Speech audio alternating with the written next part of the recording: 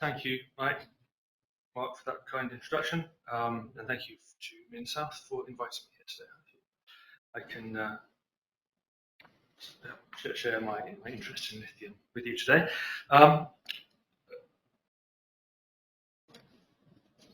We do have some bits and pieces to show and tell. At various points, my assistant will be walking around to show, and I will be doing my best to tell.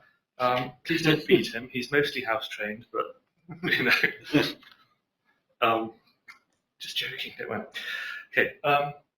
This presentation is called The Brief History of Lithium, and we go right from the Big Bang, from the start of time to the present, and we look slightly forwards as well. Everything we do is to do with antitrust, so I've got to show that. And yeah, to kick off, so we're living in a once-in-a-century transition period, much as in the way that the internal combustion engine defined the 20th century.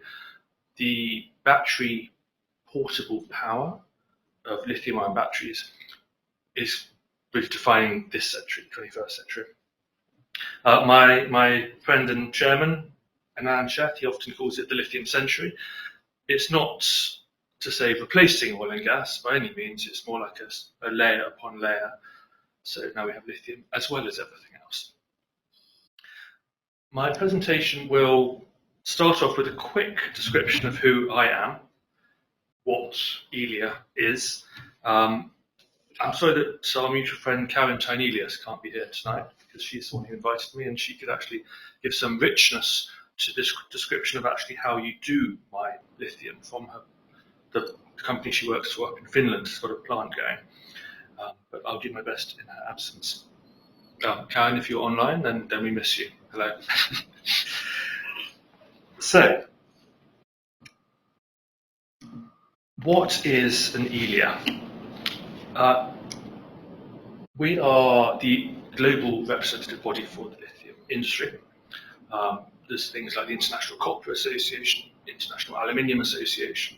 We are simply the Lithium Association of International Producers. We have in our design deliberately quite a T-shaped structure. So we have great depth from our expert members who produce the lithium. We also have quite a lot of breadth from the downstream people who we have in our membership. Altogether, our members, these guys, these 9, produced about 90% of all of the lithium produced in the world last year. The other 10% being a few small Chinese plants in the Tibet region, bits and pieces coming out of Nigeria, a little bit coming out of North America, USA in particular, and some mines being developed in Zimbabwe. So these are our producer members, and these are our not yet producing members. Many of them are developing mines, many of them developing projects. The idea, of course, is that in 10 years' time I can come back and still say we have 90% of the world's lithium in our organisation.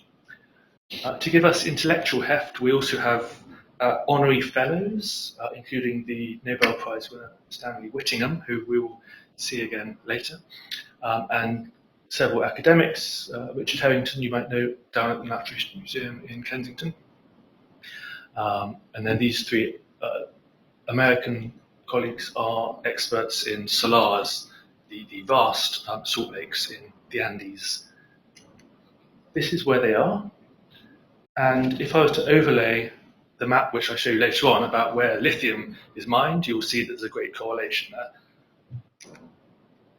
Our purpose as the association is to represent the industry, to be both an ambassador for it, but also the complaints department, to promote good business, and to also be somewhat knowledgeable about the industry. We don't claim to have all the knowledge in-house, but we do usually know who to turn to get more knowledge. Our work includes working on global standards with the ISO, which in the UK is based by BSI down in Chiswick. We do risk management projects. We do advocacy. A great one at the moment is the European Union has decided that lithium is a 1A substance, which is like a very severe toxin. It's not. It's not anything like 1A. And we have demonstrated that by bringing together independent experts, professors of medicine, professors of chemistry, and they struggle to understand what we're asking them, because to them it's such an obvious question that it's not category 1A toxic. Anyway, I could talk all about that, and you don't want me to do that because it's frankly, I bore myself. It's very serious though, I do take it seriously. PCF, the guidance on how to do carbon footprinting, is another very important thing that we do, which I won't go into too much at the moment. The more fun stuff, the more interactive stuff, is getting out there and meeting like this, telling the lithium story, networking, putting on events. You know yourself, it's just more fun to get out of the office and meet people face to face, of course. We put out a magazine all about lithium called The Lithium Voice. I've got some copies over there if you'd like to take one afterwards, or 2 or 3, I don't mind. You can take them all, it saves me taking them back home again. But this is our quarterly magazine, and it's all about the science, the history, the technology, the geology of lithium. It's all about lithium. So, having that done, it's now time to turn to the atom itself. And what better way to start than how they are created? In the beginning, to coin a phrase, at the cosmic dawn, you had the Big Bang. And very soon after, you had lithium. What started off as a singularity, in less than the time it takes to clap your hands, less than a heartbeat, it expanded enormously at the speed of light. It'd be like having a grain of rice and puffing it up to the size of the Earth. Just to give you a mind-boggling example, it's very difficult to expand your mind to see how it could go. After a single second, the Earth was 10 billion degrees Kelvin, and frankly, there was nothing really there. It was just a soup, a primordial soup of neutrons and fundamental particles, protons, and their negative equivalents, of course. We see this in the echo of the cosmic background radiation. Where lithium starts is after a few minutes. So as things expand, they cool. We all know that. Sorry, some of this is for Duncan, so that he can follow the story. As things expand, they cool down. We all know that. And as it expanded so much, it gradually got down to about 2,500 to 3,000 degrees centigrade. And then you get nuclear synthesis. You get the atoms starting to form. At first, hydrogen and helium, and then 1 in every billion or so atoms was beryllium. 1 in every billion means that for the global population of, say, 8 billion people today, 8 people on Earth would be beryllium. Just to give you an idea of how rare and unique and special it was. But nonetheless, it did exist. However, it was an unstable isotope. It was beryllium-7, which has got a half-life of about 45 days. So literally, within the first couple of hours, lithium was already starting to be created. Some of these atoms, the atoms in you, in the water over there, they could have been 13.8 billion years old, just hanging around, waiting for you to come along and find them and use them.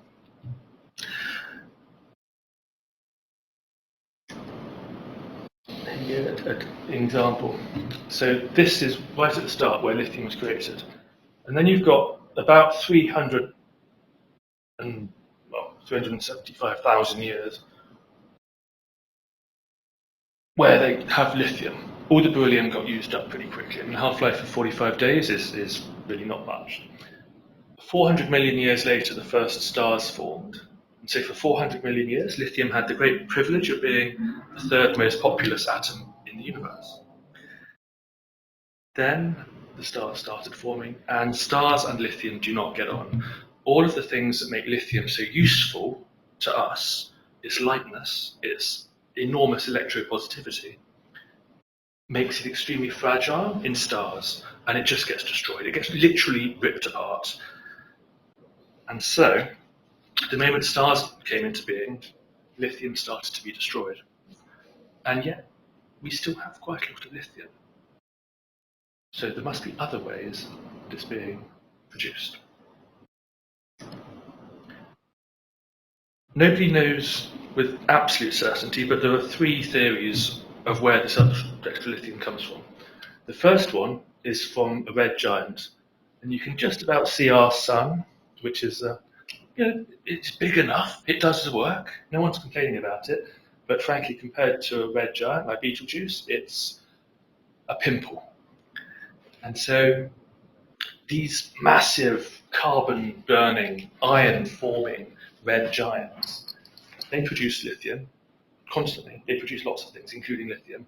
Of course, most of the lithium gets destroyed, but at some point, the red giant will explode, and lots of that lithium in the outer part of it will get ejected into space, where it can stay as lithium, not get destroyed. About 10% of all the lithium in existence today probably comes from red giants. The second one is quite an interesting one, because this particular form of creating lithium, cosmic ray spallation, creates an isotope which is slightly smaller than most lithium. Most lithium is lithium-7. Cosmic ray spallation creates lithium-6, which is about 15% lighter. Lithium-6 is created from bigger atoms being ripped to pieces by cosmic rays that we see as the northern lights, or the southern lights to our friends in the southern hemisphere. Not much lithium gets created this way, but it has a very, very special use. It was particularly popular in the Cold War period, and we'll come back to that a little bit later. Finally, the fourth way, and I don't know if this is the clearest picture, but it's the only one I can find. You have a binary circulation. You've got a sun, a bit like our sun, and then you have a white dwarf circulating it in a binary. They both have the same mass, but the white dwarf is about the size of Earth, and it's made of carbon and oxygen, solid. The sun is the sun. We know what the sun is. And they circulate like this. The gravity of the white dwarf is similar because they have similar mass. And over time, it sucks off all of the outer gases, which then form a crust around the white dwarf core. And so you have a core of frozen oxygen and carbon, then you have a crust of helium and hydrogen. Over time, you get so much crust that you actually have a nuclear reaction kicking off, and then you have like a sun-like outer sphere, and then it becomes a bit unstable and there's a massive explosion. But basically, a lot of lithium gets produced during that kind of embryonic nuclear system before it explodes. So yeah, this probably accounts for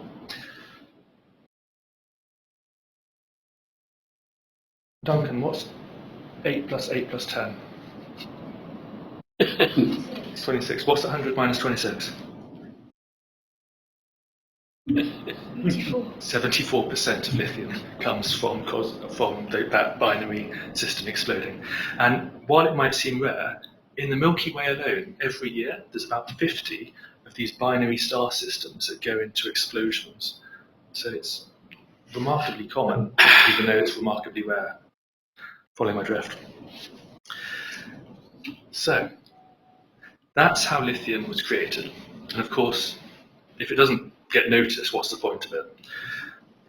I'm sure Duncan will confirm that there's no point doing excellent homework if your teacher then doesn't notice it, do they? I am determined to embarrass him. And so it came to be that in about 1795 or thereabouts, we had the son of a Portuguese-Brazilian aristocrat taking his young Irish bride on a 10-year honeymoon around Europe. On his father's paycheck, I expect. Don't get any ideas, Duncan. And he would go around mine sites. He had a natural science was an emerging topic, and he had an interest in natural science. He went to mine sites all over the world, all over Europe, to have a look and see what was going on. One of them in Uto Island, which is just south of Stockholm, had a very old iron ore mine. It was 200 meters deep. And as with all mines, you have a tailings heap. On the tailings heap, you chuck out everything that you don't want. In this case, what they chucked out was the lithium, cesium, tantalum pegmatite. And it stood out because the waste rock was very dark, almost black, like the colour of these curtains, actually. And the pegmatite was white. We have a piece. Yes, we have a piece over there, picked up as he did. Let me find it for you.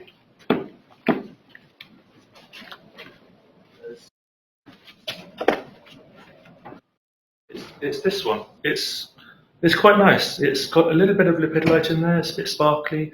There's also some pink tourmaline. There's various green things in there as well, which I don't know what are.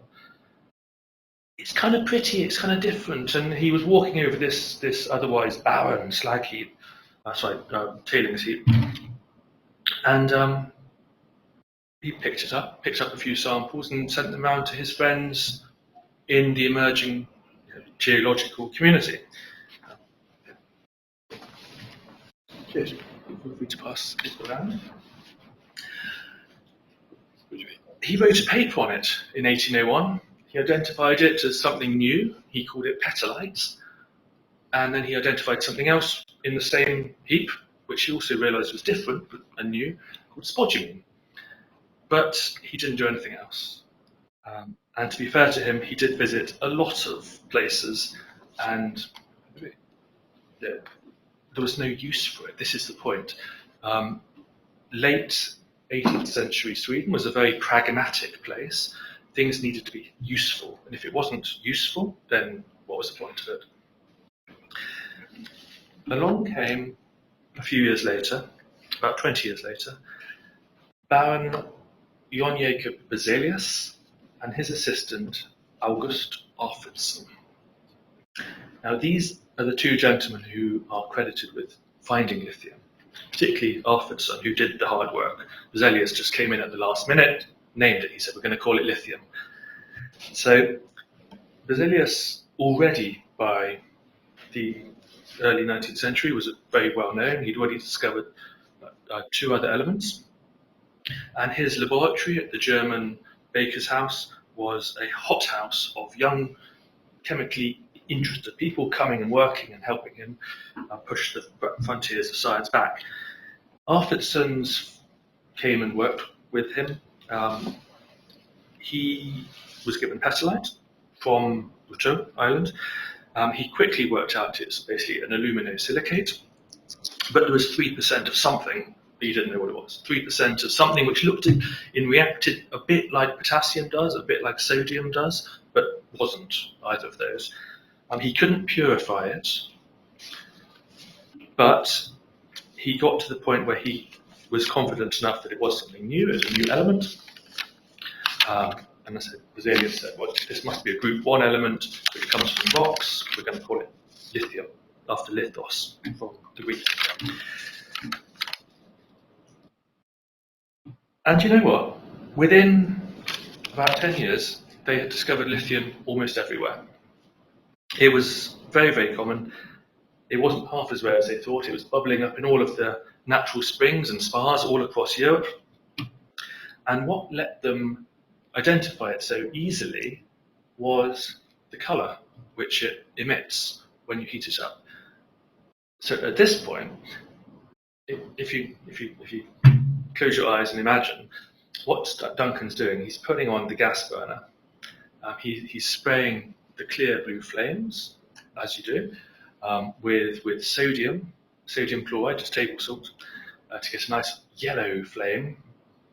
And then he's going to spray it with calcium chloride, which is basically just like what you put in a demoisturizer container for your car, to get a nice orange flame. So you can see sodium's got a very strong emission in yellow. Calcium's a bit more mixed, but the strongest is kind of a blend of the yellows and the oranges and the reds, so you get a nice orange flame. Lithium, on the other hand, very, very strong, single band in the red.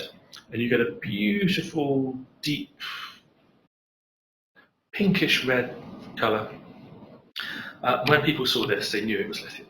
They could identify it. Yes, this water's got lithium in it because in the spark test, in the flame test, it gives off a very particular colour, which I have to say is still used today. Even in modern analytical techniques, they have something similar to a flame test with plasma, where they look at the spectral emissions of a sample to work out what it is. The science doesn't lie. Excellent. And this is the results. They found lithium in beer, in wine, in fruit and vegetables, in the human body, in blood, in seawater, in various mineral waters, really in everything.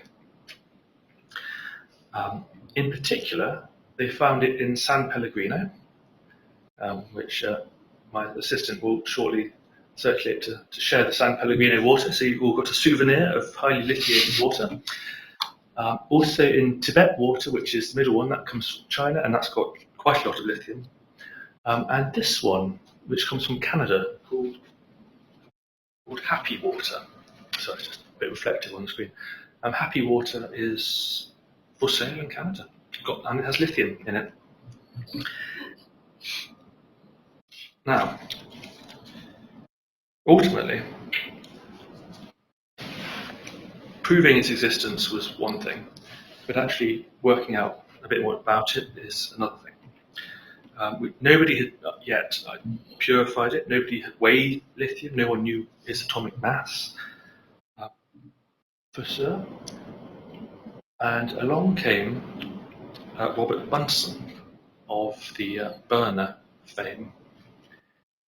So one of his things was to create a alkaline cell, a battery cell, which you see in the middle.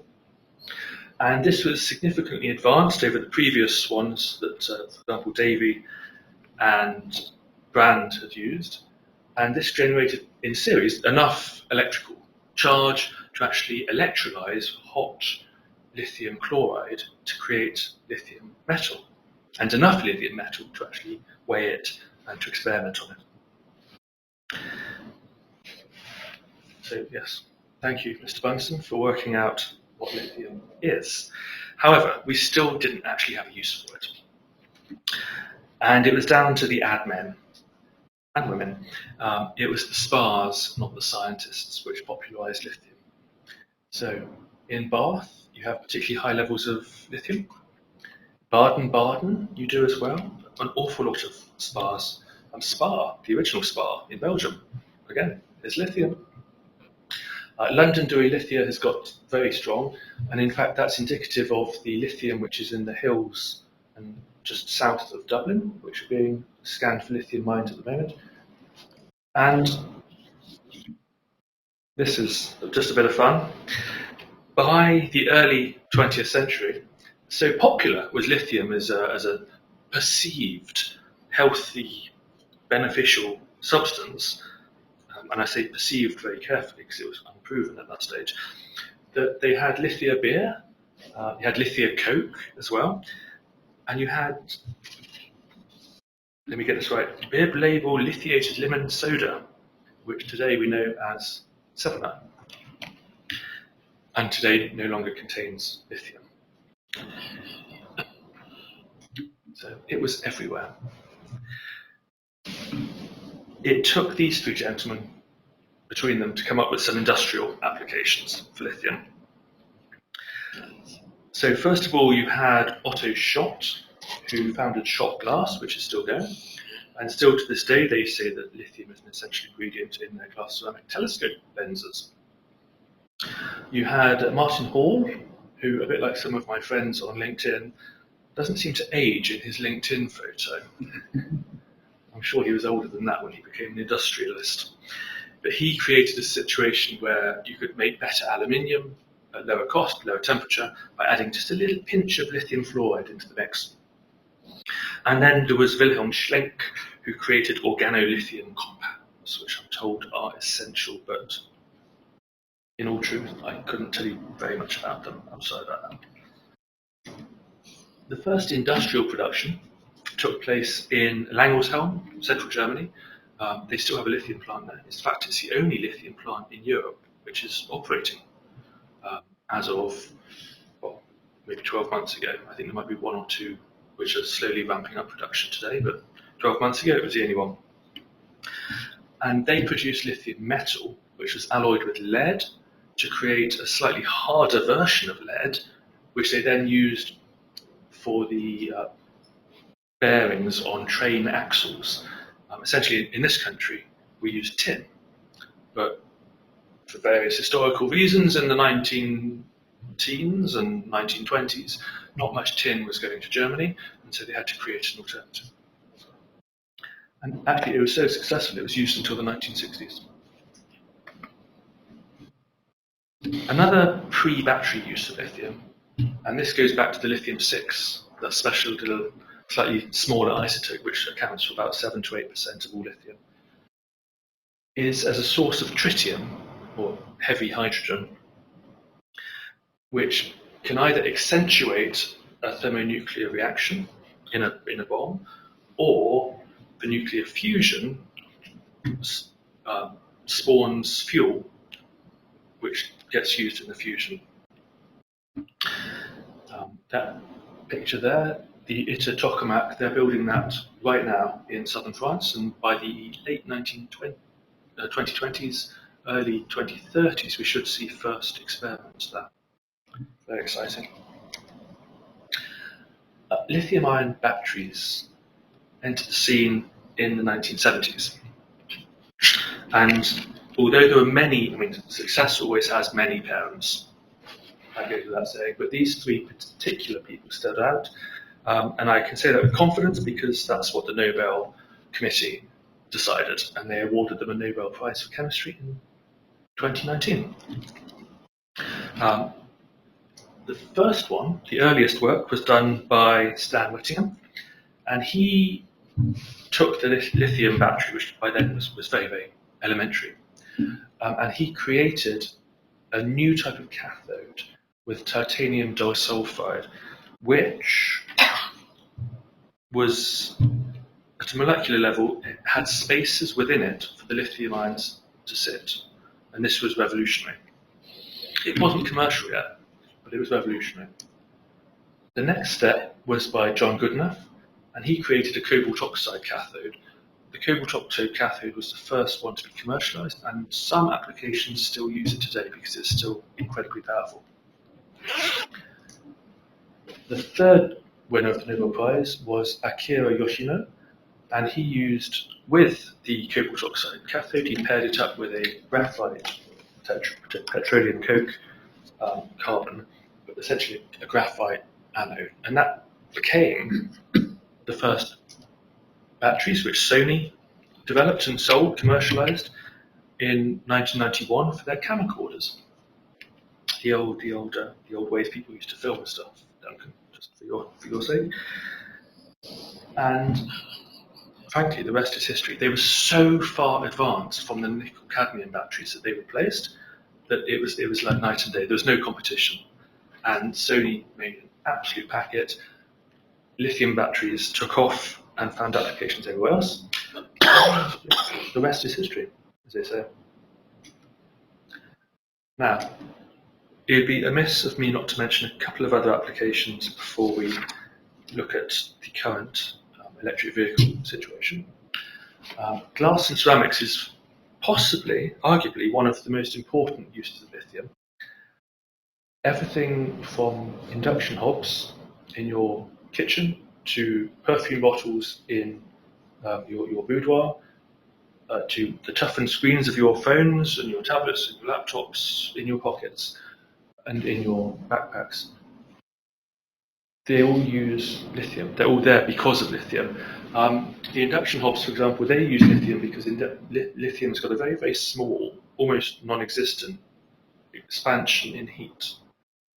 And so therefore, for Corning ware and for induction hobs, you can go from hot to cold, cold to hot, and it doesn't start tearing itself apart from expansion or contraction.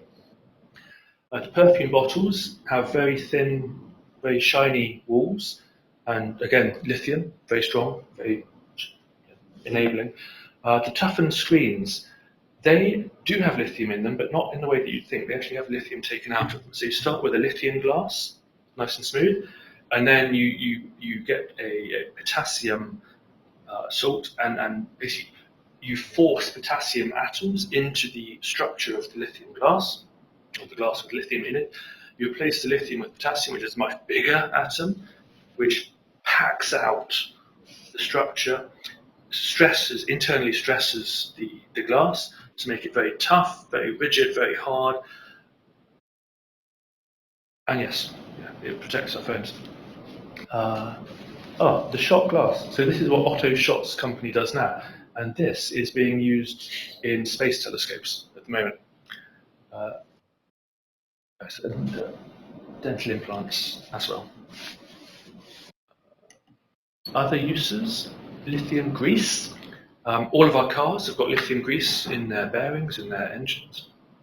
In fact, I bought some a couple of days ago at Halfords to bring to this conversation, just to show that it is freely available in both domestic and industrial applications. Lithium metal is used to be alloyed with aluminium to make a few key parts of aluminium structures on aircraft. For example, the rim around the engine and the leading edge on the wing. You might notice when you fly, they're slightly different colour. They tend to be sort of like a dullish grey metal as opposed to being painted. And that's because they're constantly being buffeted by the wind. The cutting edge is where they're the hardest working parts of the aircraft.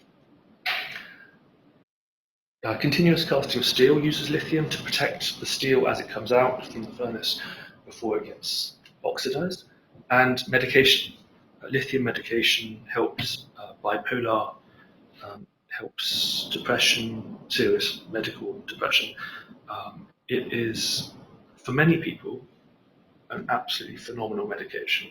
It doesn't work for everyone, but for people who are seriously depressed and bipolar, it can be nothing short of life-changing.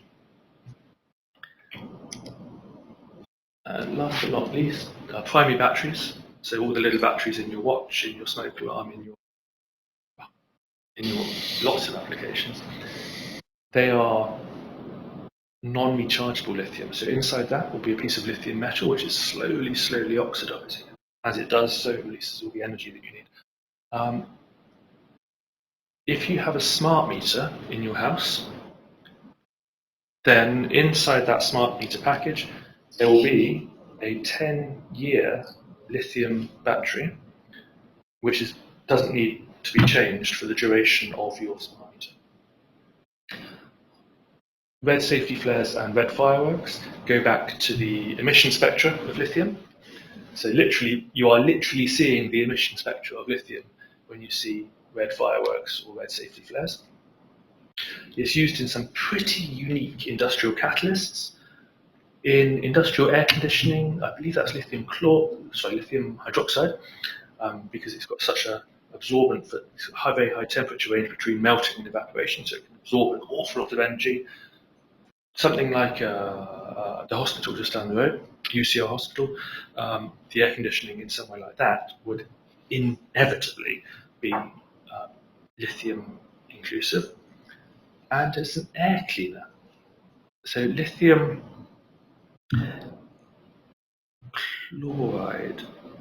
hydroxide, lithium hydroxide is used as an air cleaner to remove carbon dioxide in submarines and in the International Space Station and in the Apollo spacecraft and in space shuttles and basically anything where you have an enclosed atmosphere with people. Right. Lithium comes from two sources, mainly. More than 90% of lithium today comes from two sources. You have the South American brine lakes down in the Andes, in the high Andes, and you have spodumene rock, spodumene being the richest of the lithium minerals. Yes.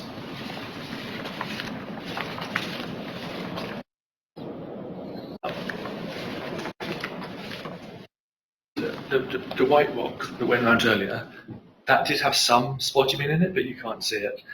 Now, obviously, most industrial minerals are not chosen because they're particularly gorgeous, but this one is not too bad. The pink minerals here, this was actually given to me by my friend Karen Chanelius at Sylvania Stillwater from their mine at Kokkola in Finland. So, thank you, Karen. It did come in handy. The pink is the spodumene crystals, which have got a slight iron inclusion, which is hence the colour. Then you've got a bit of quartz and various other micas, for example. So this is spodumene. This is the pay dirt for the majority of lithium produced in the world today. And just because I didn't want to show you it completely like that, you can get really beautiful pieces of spodumene as well. So I'll pass it around. You can see this one's actually got the corner, the crystal structure on the corner.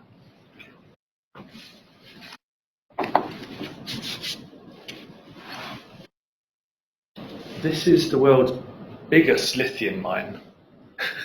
So it's not a very big industry. This is the Greenbushes mine in Australia, where I had the privilege of visiting last week. And this here, that white band going through the grey, that is almost pure spodumene. It's an incredibly rich, high purity mine. And it probably supplied the lithium in your battery in your phone. So great is its output. Now, I thought maybe as geologists you would like to have a look at how the lithium ore gets crushed and processed. I'm slightly out of my depth here. I'm not actually a geologist myself. But essentially, get the rock, crush it down. You get it down to something about the size of the end of your thumb. And then that gets exported to, mostly to China. It's mostly refined in China. There's a typical piece of spodumene. It's a greyish white rock. It's not particularly gorgeous to look at. Once it gets to the refinery, you start with the alpha spodumene, and then it goes into the calcination, which is, if you can imagine, a tube diameter of this room, 100 meters long, over 1,000 degrees. This basically pops it. It goes from alpha spodumene to beta spodumene with lots of cracks in it, and this allows the acid to wash through and take out the lithium. What you're left with is a delithiated beta spodumene, and then ultimately, this particular one is for lithium carbonate. You could also do lithium hydroxide. Yes. And these are the other types of lithium mineral. So lepidolite, there is production from lepidolite, mostly in China. It's a mica. Being a mica, it has fluorides in it. So you have a bit of a nasty residue, which is why it's less popular than spodumene, which is basically just granite sand.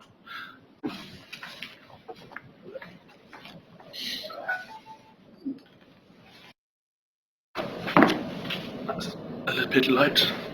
Right.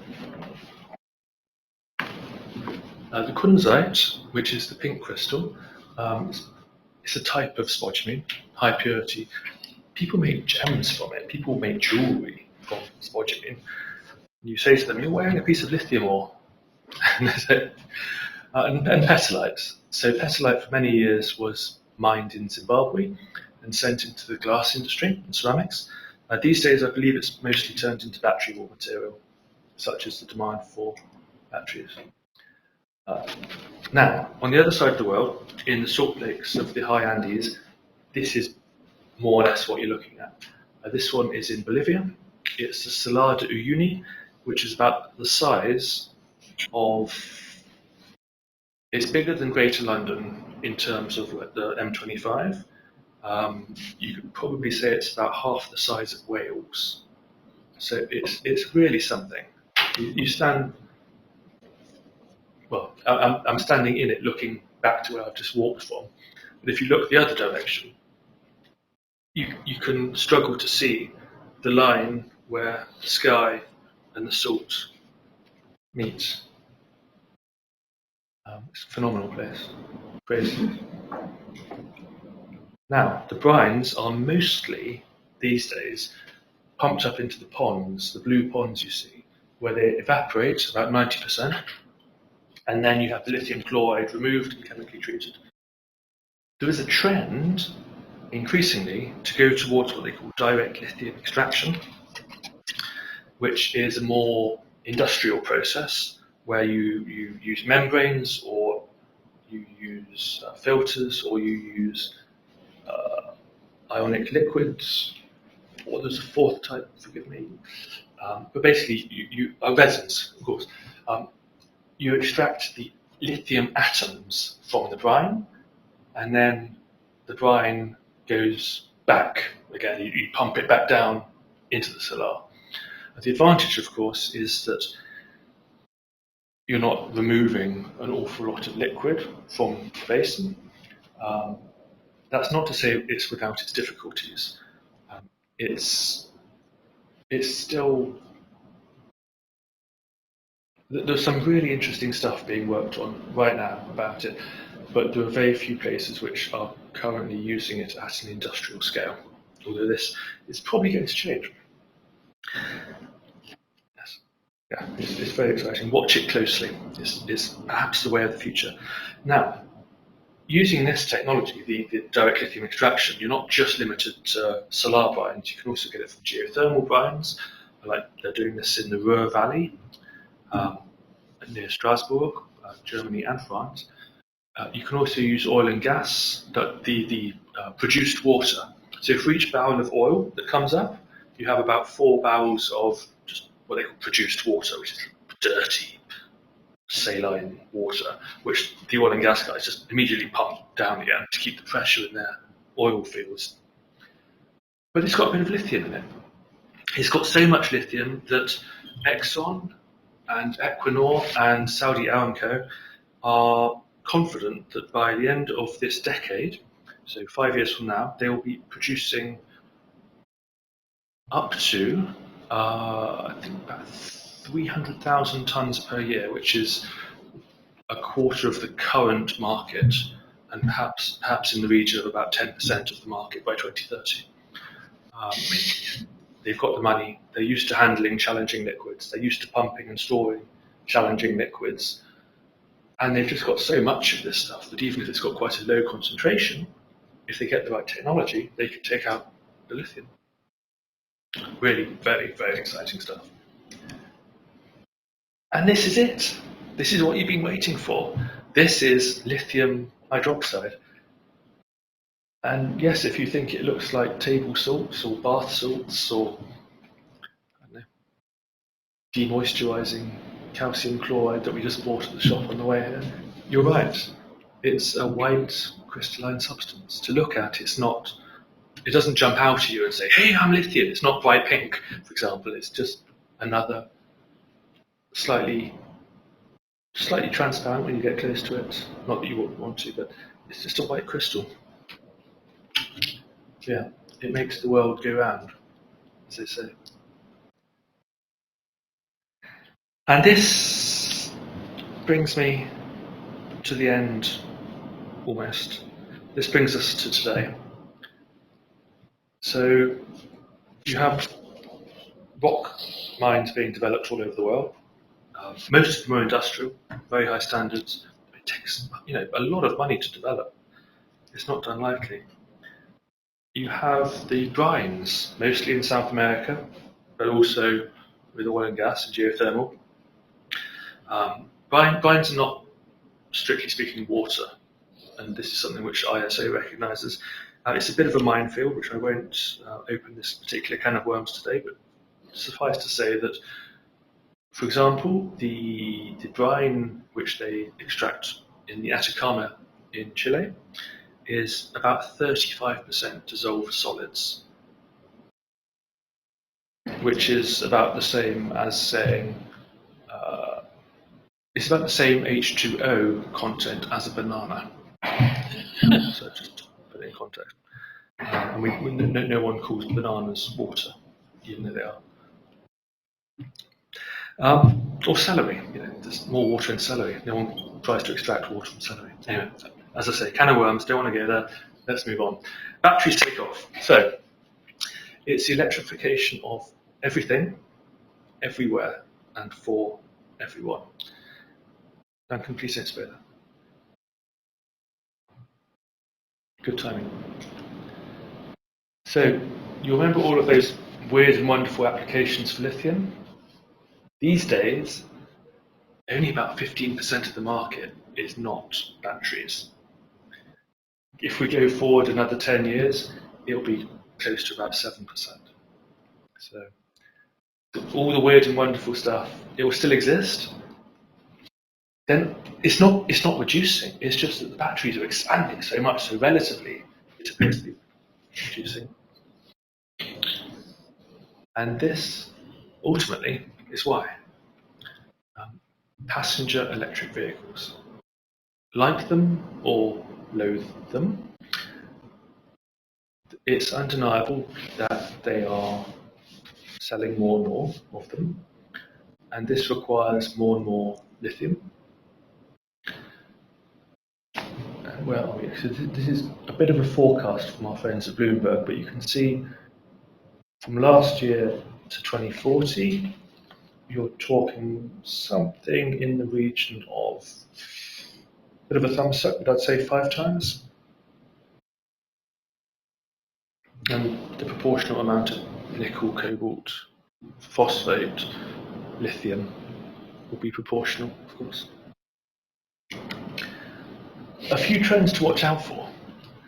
So personal portable power, basically gadgets, more and more gadgets, everything from little earpieces which have lithium batteries in them, through to, oh yes, your Nintendo Switch thing with lithium-ion batteries. Thank you for the reminder, Duncan. I mean, there are so many portable electronic gadgets which simply didn't exist in the past. Most of them use lithium. The second one is improved mobility and air quality for every pocket. So one of the slings and arrows which is thrown at lithium, thrown at electric vehicles, is that they are rich people's toys. Not strictly true. You've got electric tuk-tuks in Nigeria and India. You've got electric bicycles everywhere. I was almost knocked down by one on my way here, one of the Line bikes. You've got small cars as well, more like golf buggies, that kind of thing. So there really are multiple applications, and it's not simply the top-end electric, E-Pace Jaguar. It's all the way down. Everyone can benefit from it. Similarly, everyone can benefit from having portable power. So we're seeing already, in a similar way to how people without mobile phones, so people without landline phones in say Kenya, they never had a landline, they just went straight to having a mobile phone. So again, people who don't have a grid connection to their house, they can have a generator of oil or gas, or they can have a battery pack, an electronic solution linked up to a turbine or a solar panel. And so for the first time in their lives, some people have access to relatively cheap electrical connections, allowing them to run a radio, a TV, a fridge, a mobile phone charger. Life is small, but life-changing things. And industrial things, robotics, drones, industrial vehicles, and heavy commercial vehicles. Yeah, I think that speaks for itself. So I couldn't find any particularly interesting photos for that, so I do apologise. And what ultimately this means is the global lithium battery demand is shooting up. If you can see, we're there, 2025.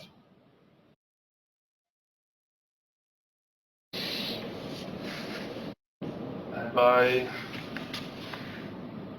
2050, so it's quite a long forecast, but you can see that's a steady growth of about 10% for the next 10 years, and then slowing down slightly, but still always going up, always growing, and geographically becoming a bit more diverse as well in terms of where it gets used. And this ultimately is why the association exists, why the association's members invest so much in lithium mining, and why we think lithium is the lithium century, to coin a phrase. So just to very briefly recap the key points. Lithium is natural. It occurs everywhere, quite normally, quite naturally, including in our bodies. It's a specialist chemical with many really important niche applications, even if increasingly most of it is going into batteries. Lithium today is produced from a small number of industrial mines. Most of them are listed on stock exchanges with disclosures. Most of them are regulated by mining standards and done very efficiently. The electrification of transport is more efficient than what is replacing, and most importantly, as importantly, I should say, it removes pollution from the urban areas. So whether or not it's true that your electricity could be from a coal-fired power station, which is something which people often say, the pollution, if the power station is not in the middle of the city where all the people live and work, where all the people are, the air will be cleaner where the people are, even if the pollution is the same. It's being moved away from the people, and so they will be healthier, they will live longer, and have generally better lives. And yes, this is only the beginning. So, thank you.